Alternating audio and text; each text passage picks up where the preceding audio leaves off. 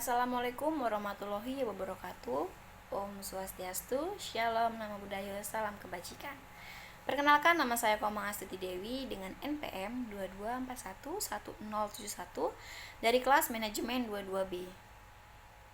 Di video kali ini saya akan menjelaskan materi mengenai konsep kekuasaan dan taktik mempengaruhi dalam mata kuliah kepemimpinan. Yang pertama, konsep kekuasaan. Kekuasaan adalah kemampuan seseorang atau kelompok untuk mempengaruhi perilaku, pikiran, atau emosi orang lain. Ada beberapa teori untuk kekuasaan, yaitu yang pertama, teori kekuasaan klasik, memandang kekuasaan sebagai kontrol atau sumber daya yang berharga. Lalu yang kedua, teori kekuasaan sosial, mengacu pada kekuasaan yang timbul dari hubungan sosial dan norma budaya. Yang keempat, teori kekuasaan simbolis.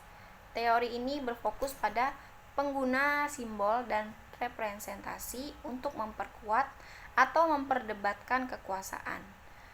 Yang keempat, teori kekuasaan radikal.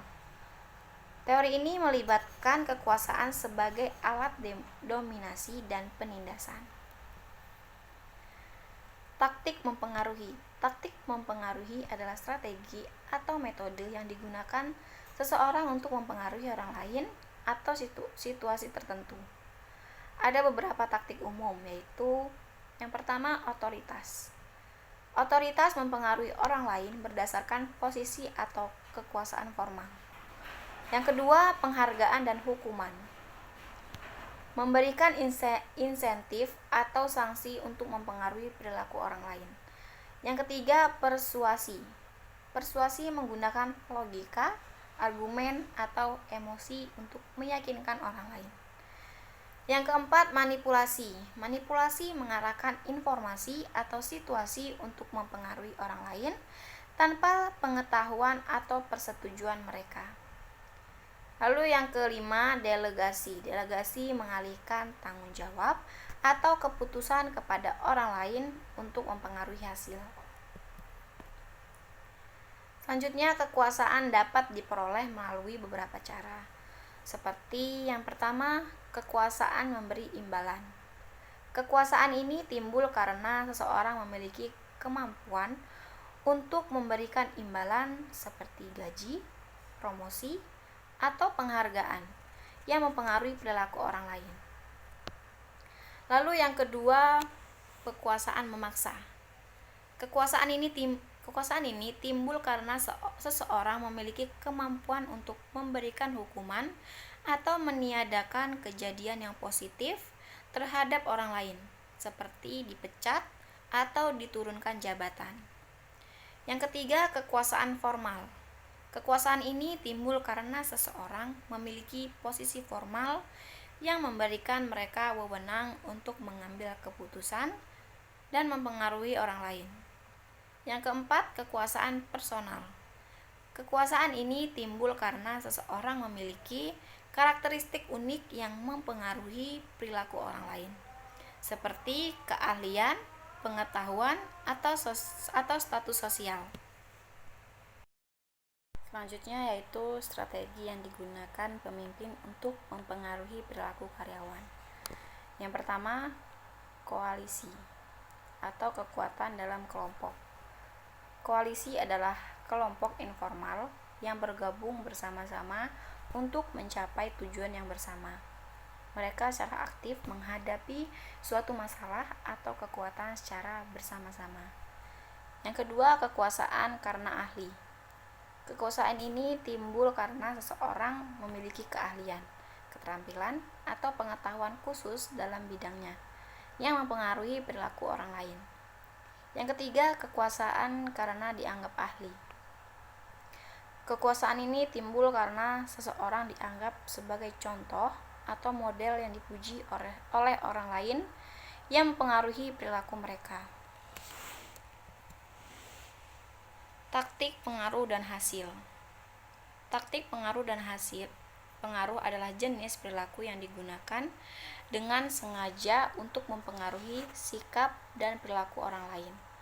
Terdapat 3 tipe umum, taktik pengaruh, yaitu yang pertama impression management taktik.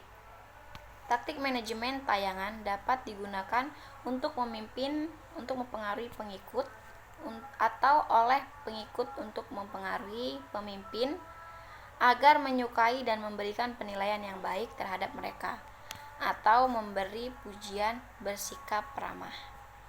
Yang kedua, taktik politik. Taktik ini digunakan untuk mempengaruhi keputusan organisasi atau mendapatkan keuntungan bagi individu atau kelompok. Yang ketiga, taktik proaktif.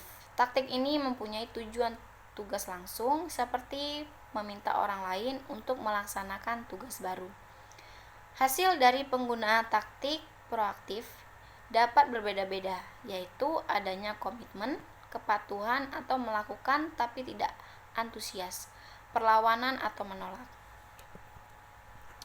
Selanjutnya, taktik proaktif. Yang pertama, persuasi rasional.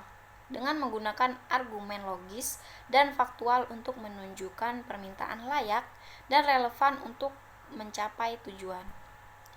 Yang kedua, memberitahu. Dengan menjelaskan keuntungan yang didapatkan jika melaksanakan permintaan atau mendukung seperti dapat membantu memajukan karir orang yang dituju. Lalu yang ketiga, daya tarik inspirasional. Dengan menggunakan emosi dan simpati kepada orang yang dituju untuk mendapatkan komitmen atas permintaan. Yang keempat, konsultasi. Dengan mendorong target untuk menyarankan perbaikan atau membantu merencanakan suatu kegiatan atau perubahan yang memerlukan dukungan dan bantuan dari orang yang dituju. Yang terakhir, kolaborasi.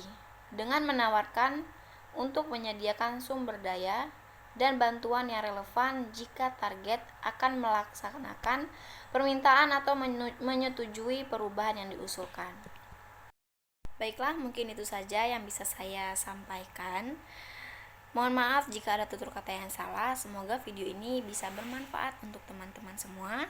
Saya akhiri, wassalamualaikum warahmatullahi wabarakatuh. Om Santi Santi Santi Om. Shalom, Namo Buddhaya, salam kebajikan.